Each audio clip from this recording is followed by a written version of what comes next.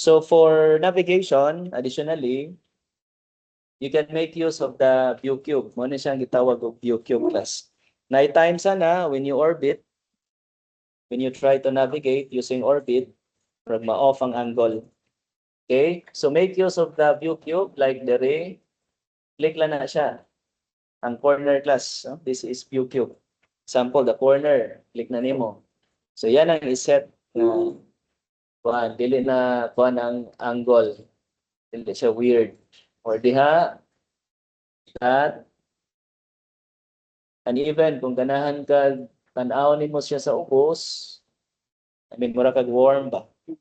Pwede po na siya, no? Worm's eye view.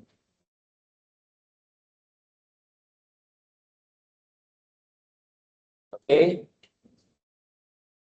If you cannot find your model, mukalit og kawala ang model, you just have to right-click, then zoom to fit. Okay?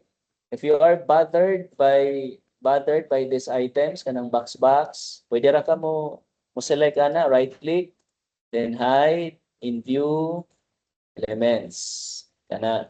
Okay? Just have to select lang. Select lang juga.